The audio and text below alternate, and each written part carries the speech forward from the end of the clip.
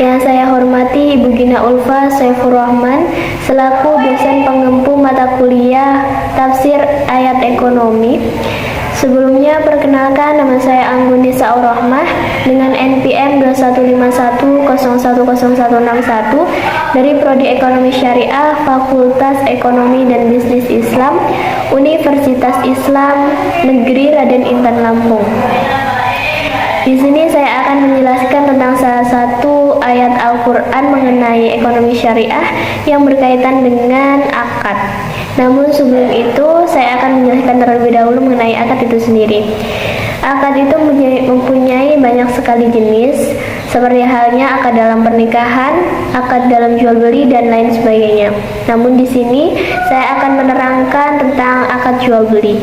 Dalam jual beli, akad sendiri berarti kesepakatan antara penjual dan pembeli. Dalam Islam, kegiatan perdagangan akan dianggap sah apabila telah terjadi akad antara kedua belah pihak, baik penjual dan pembeli. Adapun dalil mengenai akad itu sendiri terkandung dalam surah Al-Maidah ayat 1 yang berbunyi, A'udzu billahi minasyaitonir rajim. Bismillahirrahmanirrahim. Ya ayyuhalladzina amanu awfu bil 'uqud uhillat lakum bahimatul an'ami illa ma yusla 'alaikum khayra muhillis saydhi wa antum hurum. Innallaha yahkamu ma yurid. Yang artinya, wahai orang-orang yang beriman, penuhilah janji-janji. Hewan ternak dihalalkan bagimu kecuali yang akan disebutkan kepadamu, dengan tidak menghalalkan berburu ketika kamu sedang berihram. Sesungguhnya Allah menetapkan hukum sesuai dengan yang Ia kehendaki.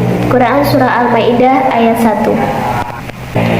Dari ayat tersebut dapat kita ketahui, di awal ayat tersebut Allah Subhanahu wa Ta'ala memerintahkan bagi orang-orang yang beriman untuk memenuhi janji-janji mereka yang telah mereka ikrarkan, baik janjinya kepada Allah, janjinya kepada sesama manusia, dan janjinya terhadap dirinya sendiri.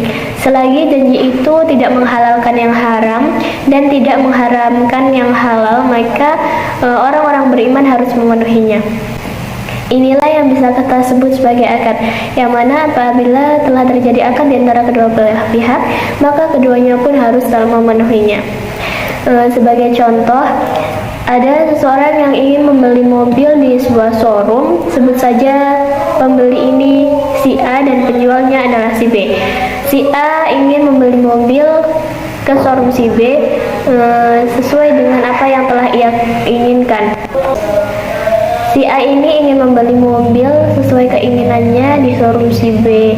Setelah terjadi tawar-menawar dan dirasa cocok antara si A dan si B ini mengenai harga dan mobil tersebut, maka keduanya pun menjalin akad.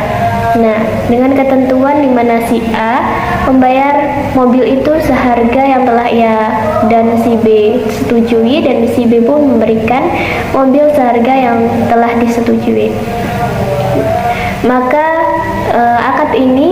akad perdagangan ini dianggap sah. Namun lain ceritanya jika salah satu antara A dan B ini menyalahi akad tersebut. Seperti halnya si A membayar harga mobil tersebut tidak sesuai dengan yang telah ia setujui dengan si B, maka akad ini tidak sah atau jual beli ini tidak dianggap sah. Lanjutan dari tafsir tersebut dapat kita ketahui bahwa janji-janji Allah ialah hukum-hukumnya yang telah ia tetapkan, yakni hewan ternak, yakni bahwasannya hewan ternak seperti unta, sapi, kambing itu dihalalkan bagimu kecuali yang akan disebutkan kepadamu haramnya, yakni bahwasannya hewan ternak seperti sapi, unta, kambing itu dihalalkan bagimu setelah disembelih secara sah, kecuali yang akan disebutkan kepadamu haramnya, dan yang terkandung dalam surah Al-Maidah ayat 3 yang berbunyi, Bismillahirrahmanirrahim. Hurimat 'alaikumul maitatu wad-damu wa lahmul khinziri wa ma uhilla li ghairillahi bihi wal munkhaniqatu wal mawqudatu wal mutaraddiyatu wan natihatu wa ma akala sabuhu illa ma takaitu, yang artinya diharamkan bagimu memakan bangkai, darah, daging babi, dan daging hewan yang disembelih bukan atas nama Allah, yang tercekik, yang dipukul, yang jatuh, yang ditanduk, dan yang diterkam binatang buas, kecuali yang sempat kamu sembelih. Dalam Quran Surah Al-Maidah ayat 1 tadi pun dijelaskan larangan bagi orang yang sedang berihram untuk berburu, baik itu haji maupun umroh. Karena sesungguhnya Allah Subhanahu wa Ta'ala menetapkan hukum halal dan haram sesuai yang telah Ia kehendaki menurut ilmu-ilmunya dan hikmah-hikmahnya. Sekian yang dapat saya sampaikan. Apabila ada kekurangan dan kesalahan, saya mohon maaf, dan kepada Allah saya mohon ampun. Akhirul kalam, wabillahi taufiq wal hidayah. Wassalamualaikum warahmatullahi wabarakatuh.